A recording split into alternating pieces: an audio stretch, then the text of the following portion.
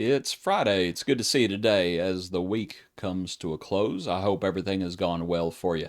This week we've been looking in 1 Corinthians chapter 13 and we're going to finish out this chapter today looking in verses 11 through verse 13. Let's get over there and let's read it together. Verse 11. When I was a child, I spoke as a child, I understood as a child, I thought as a child, but when I became a man, I put away childish things.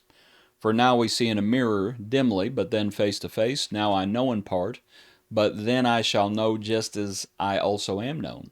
And now abide faith, hope, love, these three, but the greatest of these is love.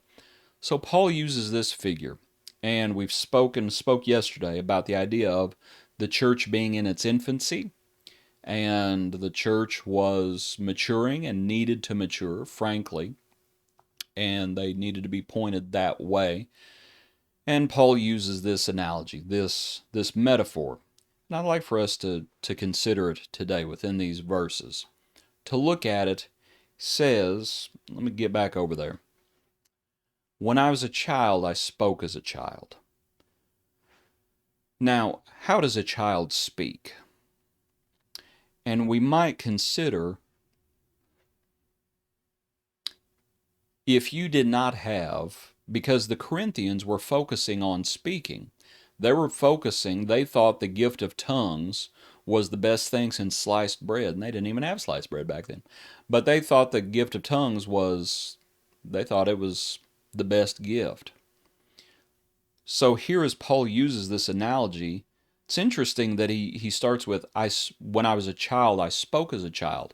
If you spoke in tongues, but there was not one to interpret, because he's going to say you need to pray that someone interpret, and you can tell that they were not doing that for the very fact that Paul has to admonish them to do that. If you spoke in tongues and someone did not interpret, what would it sound like? It would sound like gobbledygook. It would sound like, to your ears, because you did not understand it, it would sound like what a child sounds like when they talk. So Paul uses this metaphor. When I was a child, I spoke as a child. And I understand the overall point is from infancy to maturity. But it is interesting, in my opinion, that he uses this metaphor and he doesn't just simply say, when I was a child, I did stuff as a child, but when he uses these three figures. I spoke, I understood, and I thought. Why does a child speak that way? Why does a child speak in a way that they don't understand? Even as they start talking, and that's the point. They don't understand. And the Corinthians needed to understand. He's going to use this figure in later chapters. I will sing with the Spirit. I will also sing with the understanding. I believe he talks about also prayer. I will pray with the Spirit and also pray with the understanding. It says later on, just looking at it in my Bible, in chapter 14 at verse 15 is where he uses that figure. Verse 16 says there's a focus there on understanding because that's how edification happens. So here Paul is, and he says, when I was a child, I spoke as a child, and I spoke that way because, frankly, I didn't understand. I was childish in my understanding. I may have understood some things, but I didn't understand a lot, and that's how the Corinthians were. In their infancy, in their spiritual immaturity, they were not speaking what they needed to speak, and they were not because they were not understanding. They were carnally minded. Their understanding was like a child. They didn't understand it. So he says, I spoke as a child, I understood as a child, I thought as a child. And that's the idea. That's the idea. In dealing with the Corinthians, they were speaking the way they were speaking. And it's not just about the gift of tongues, by the way, I don't think. I think it's just how they were speaking to one another. If any man speaks, let him speak as the oracles of God. And they really were not speaking as the oracles of God. They were puffed up. That's what was coming out of their mouth. And what comes out of the mouth, the heart reveals the man.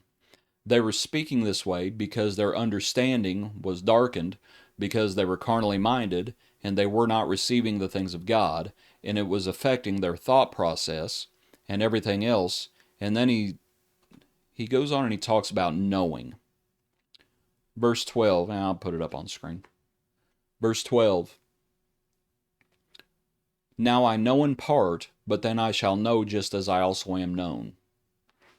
A child speaks what they understand, what they are thinking, or lack thereof with each one of these. Hopefully you get that point. They speak as they understand, as they think, because they don't know. But then you just flip it all around. And now we're these things, this more excellent way. When I was a child, I spoke as a child, I understood as a child, I thought as a child, because I didn't know. But now, then we will know just as we are known. Then we flip it around, and now we can know the mind of Christ. That's chapter 2 ends with that thought. We can know the mind of Christ. And as we know the mind of Christ, our thoughts are changed. The renewing of your mind, right? As we come to him, that's Romans. Romans talks about that. That we are transformed by the renewing of our mind. Our thoughts are changing. As we learn from the Lord, our thoughts are changing and our understanding is changing.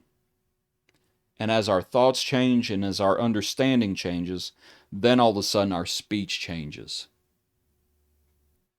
And now we've gotten to the point of knowledge puffs up, but what does love do? Love edifies. When I was a child, I spoke as a child. I understood as a child. I thought as a child. I didn't know.